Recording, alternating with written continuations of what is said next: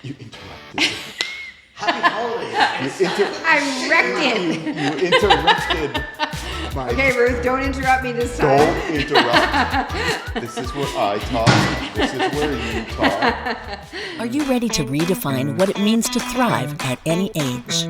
Welcome to Age is Just a Number with BJ and Ruth.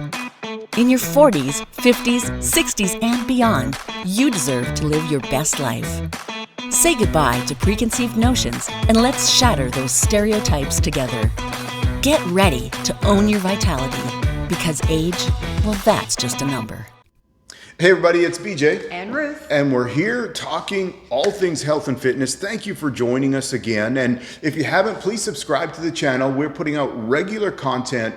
We want to make sure that you catch everything and make sure you don't miss anything that we've got coming up. We've got also Christmas coming up. It is coming up. Right? And we just talked about this, about how do we navigate nutrition over the holiday period? How do we navigate training over the holiday period? And you can watch that episode to see what we talk about on that. But the one thing I would say in all of that is if you're at a point where you're starting your fitness journey now and you're looking at how do I make it through the holidays, let me just be real blunt. This is not the best time to start training.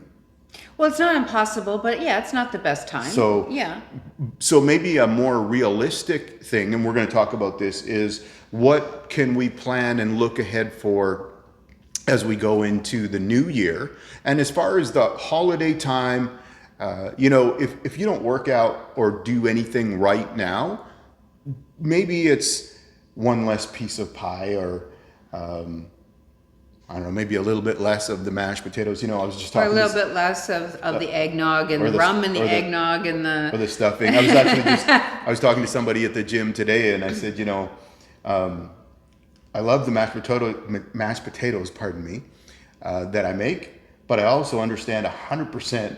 It's a treat, isn't it? It's when I eat it, because it's got equal parts of butter and cream cheese and then garlic and everything else. And are y'all getting hungry? I'm getting hungry. But I also understand that if I'm doing that, this is not the recipe for a healthy nutrition plan. But here's the thing, I have a healthy nutrition lifestyle. So when I do that, it's okay. If you haven't started something like that, maybe just make your plan over the holidays to, like I said, have a little bit less of whether it's the eggnog or whether it's the dessert or whether it's... and keep in mind that, Chris, here we are talking about the holidays, but it's not just one dinner. It's not just the Christmas Day dinner. This is that festive month where the work Christmas parties have started and the functions have started. Yeah. So some people might find that almost every weekend there's something on. And so it's just being able to be aware, have an awareness of what you're saying yes to, what you're indulging in, and don't overindulge. Yep. And when it comes to training, and then it's consistency. Don't stop, because I think what a lot of people do, well, I've got a Christmas party this weekend and we've got something next weekend and we've got something else, and then next thing you know, the whole month has gone by and you haven't done anything, or you haven't really started and you've put it off until the new year. So just be aware, and so every function that you go to, be aware what you're saying yes to, and be aware what the consequences could be. And do you want that second glass of rum and eggnog or wine, and is it going to set you back on the path that you're trying to start or have already started, and is it going to set you back? Yeah, and I think the other part to go with that I would emphasize is be kind to yourself. So the worst thing you can do is, well, I've eaten too much and I'm beating myself up about it, so I may as well have 14 pieces. I might as well just have the rest of the pie. Yeah, right? No. I may as well eat the whole pie. Yeah. Right? I may as well eat all of the stuffing. Yeah. Right? Yeah. I'm just going to drive the bus right off the cliff. No, right? don't do that, because all you're doing ultimately is making it harder for yourself. Yeah. So just say, okay, that was great. That was fabulous. That was wonderful. I loved every bite. I loved every sip, but I'm getting now back on track. I'm back on track. So take that to say that, right? So be kind to yourself. So talking about now the new year going forward, what does 2024 look like for you for your health and fitness? We did a whole number of episodes about where are you going and about your why and teamwork and all of these things. But it's so important that you understand that you need to make a decision up front. And it's interesting, the word decision, which in the original language, it means this, it means to cut. And it literally means this: when you make a decision, you cut off any other options except for that decision that you've made. So we're talking about making a decision about your health and your fitness and what that looks like now going into the new year. So if that decision is, we've talked about this before, maybe you want to compete in something next year. Maybe you want to run a marathon. Maybe you want to do a triathlon. Maybe you want to compete in a bodybuilding show. Maybe you want to compete in a fitness show. Whatever it might be. Maybe your goal is to walk 18 holes, that you've never done that before. You've always driven it and your goal is now to be able to walk 18 holes. Whatever it might be, set those goals ahead of time, right? Take some time between now and the start of the year, or, into January. Take some time and decide what your 2024 is going to be. I have a clue for you. Do you know how you can predict your future? You create it. So don't let 2024 happen to you. Make the decision up front of what 2024 is going to be like for you, right? Yes. So here's a real simple thing when it comes to figuring out where you're going and what your thoughts are. And I don't agree with all of this, but let's just talk about it. The principle is called SMART. So when it comes to goal setting, that goals should be specific, they should be measurable, they should be achievable, they should be realistic or relevant, and they should be time bound. Okay, I don't agree with all of those, and I'll tell you why. I do. So I'll tell you why. They should be specific, absolutely. Should it be measurable? 100%. 100%. So specific means you need to know exactly what that looks like. If it's a certain body weight, if it's the put it into detail. Yeah, that you want to run a marathon, that you want to climb a mountain, that you want to. What else could you want to do? Yeah, well, it's. You want to be able, whatever it might be. There's all sorts of that's for you to decide. That it's measurable means you need to know when you've gotten there. That there's got to be something that track it. So whether it's going to be daily or weekly or monthly, just have a system in place that you're actually so tracking. you're making, what progress you're making. Yeah. Right. So, and also understand what's realistic for measuring progress. I think the worst thing that people do for trying to measure progress would be one of the worst things is they measure their weight every day. That's a mistake. Mm-hmm. Because your weight is going to fluctuate. It's going to go up and down, even based on salt, based on sodium, based on water, based on stress, based on hormones. So sleeping, temperature. It's not, guys, I would advise it once a week. Yeah, if that. Once a week. And that depends on you. So I'll tell you, for me, I weigh in once a week. I weigh myself more than once a week, but I weigh in where my weight is recorded once a week, and I do photos once a week. But for me, we do that because, and you've seen the episodes where we had Matt on, but the reason we do that, or I do that, is because I'm competing in November of 2024. So we need to make certain numbers every week for my weight. Mm-hmm. So there's a reason we do that. But sure, once a week is fine. Maybe it's even every 2 weeks or whatever it might be. So again, it's measurable. So it's specific, it's measurable. And here's the one that I have I'm not 100% in agreement with: achievable. I actually like that one. Here's what I think. Okay. There's a great book called 10x is better than 2x. And the whole premise of it is your mind and your subconscious actually starts to slow down when you go to 2x, because it's going for what you can do and just getting enough. Whereas if you go for up here, even if you don't get all the way to the top, you're going to get closer to it of where you want to get, right? So example would be if someone says they want to, let's say they want to win, what's a good race? A half marathon. Yeah. Let's say somebody's goal is to win a half marathon. So they train like they're going to win that half marathon. It's not about what makes that achievable is that person's belief. And there's got to be some recognition of where you're at, that it's achievable in terms of, is it possible?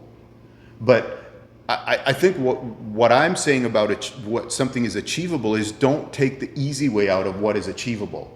But on the flip side of that, don't make the goal so lofty that you can't reach it. Sure. So when you're in a bodybuilding competition and you have the end date, and so your goal is to compete, and your goal is to win that gold medal. Yeah.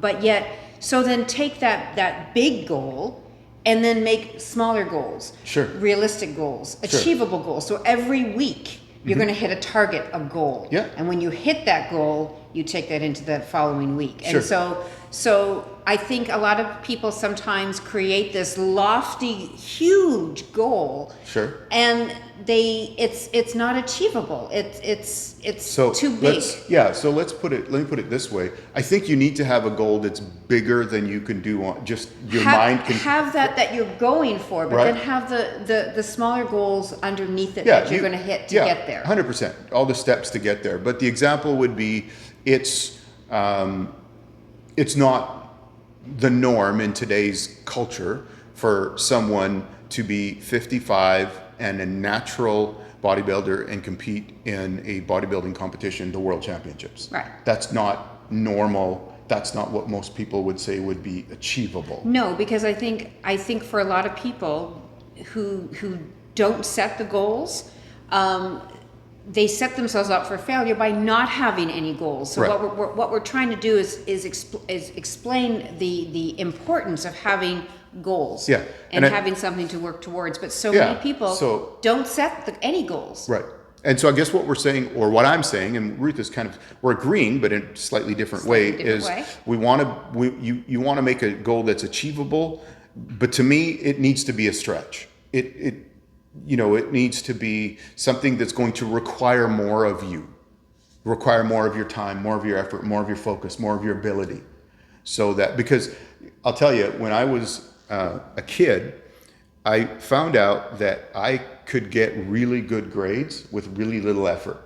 And so I remember coming home one day, and when you go to a school in the first year, it's all great, but by the second or third year, all the teachers figure out that you're not actually putting out any effort. So my report cards would come home and say, student is not working up to his potential. He's not working up to his potential. He's not working up to his potential. And my parents would always say, and my mom would be like, okay, what are we doing about this? And I remember having this conversation with my mom, and I said, well, what does it matter if I already get better grades than everybody else?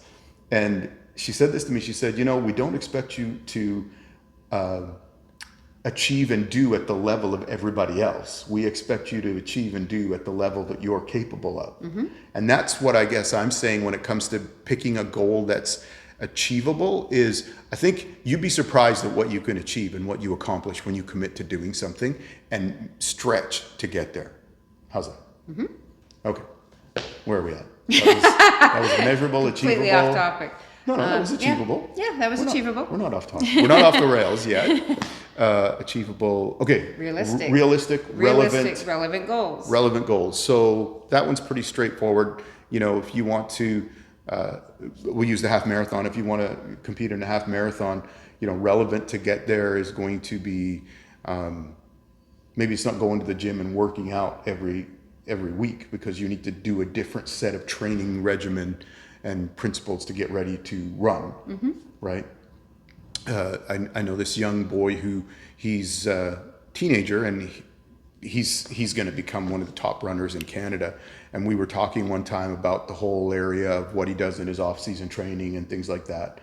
And he said, no, I can't do weights more than this level of weight and this level of this, what I'm doing, because I can't be adding the size. He's a long distance runner. Another young man that I know, he competes internationally on for bike riding, but on like motocross tracks and everything. And so we got talking about, he's talking about how can I get stronger? He said, but I can't gain any weight because I can't, the trade-off between weight and muscle and what he needs to weigh to still be the right fit, size, et cetera, all of these things. And so his training regimen is completely different for what he does. Mm-hmm. And, my recommendation to him was, I said, you need to probably look into what lightweight and middleweight boxers are doing for their training, because they need to keep a weight, but they also need to add muscle and have the conditioning. So same idea. Pick, when we talk about it being realistic, relevant, all that. Okay, where are we at? Time sensitive or time bound. Pardon me. So time frame to it. Yeah, What's the time frame? Either has to be an end. Yeah, otherwise you have to hit the goal. Otherwise, how will you know that you've gotten there? So put a time to it. Put a date, a time limit. Do you want to do it in 1 month, 3 months, 6 months? Or if in the case of bodybuilding competition, we often talk in weeks. So is it going to be a 20-week prep, a 12-week, a 14-week? How is that going to look? Yeah, and I think for this applies, especially if you're saying, okay, 2024 is my year that I'm going to really take a hold of my health and fitness and really take this fitness journey and make it something that works for me, not something that I've tried and failed and tried and failed and tried and failed, but I'm going to do this realistically. I'm going to figure this thing out. And I encourage you to take some time over this holiday time and determine what does that look like for you, and take the if you get some quiet time to sit down and just write down, what does this look like for me? What does this feel like for me? What are the, we'll talk about this on a different episode, but about even identifying what are the pros of what I'm about to do, so that you're giving yourself you're seeing what's coming and the benefit of what's coming, right? Typically, we are motivated by one of two things, pleasure or to avoid pain, right? So if you can identify, hey, the pleasure of doing this thing is I'm going to be able to eat whatever I want next Christmas. That's good. Or a lot of people who currently aren't happy with their body image. They're not happy with where they're at right now. So what is a feel-good moment? What gives you pleasure? To see change, to make change. Change you don't just will it to happen. You actually use effort and consistency to make it happen. So part of that pleasure is to see the results, to do the work, do the effort, show up, and I can't just stay home. You can't just stay home and keep eating and drinking and no. I can't. Because all you're going to do, and I think for a lot of people, even just getting started is overwhelming because they make it this huge, big thing, and it doesn't have to be that. Take the time, sit down, set your goals, and if you start something and you're not enjoying it, you're not bound by it, then change it. But it's about doing something. Doing is the key word. And it takes just as much energy to make an excuse as it does to actually put forth the effort in the gym. Okay. It does. People can sit there and make excuses. I can't do this, I can't do that, I can't do that. Yeah. Or they can actually get up and do it. I'm a little feisty today. And the reason I laugh is, for those of you that don't know, that was a filter that just happened right there. Because it's coming back. I can tell what was really going to come out. The vernacular was going to be a little bit colorful right there. So, you know what? With that note, we're going to wrap up this episode. Thank you for joining us. And hey, you know what? Put in the comments, what are your goals? What are your goals? What are you going to do this year? That'd be great. We want to know, what is your fitness goal for 2024? Step number 1, have a goal. Have a goal. And you know what? If you haven't, please take a minute and subscribe to the channel. It just will help us because we're putting out more and more content every week. Make sure that you don't miss anything. And it also helps us with growing the channel. And if you think what we're talking about is going to help somebody that you know, certainly send them the link to our videos or to our channel. And like the video as well. That helps us out also. So, we're getting close to the holidays. We're in the holidays. Yeah. So as we get into the holidays, you'll hear us say this a few times, I'm sure, but have a Merry Christmas, everybody. Enjoy, be good to yourself, enjoy your time with your family and your friends, and This is all about friends and families and getting together and reconnecting and having fun. And yeah, fitness is, if it's a lifestyle, it's part of that. okay. All right. Same bat time, Age same is bat just a channel. number. See ya.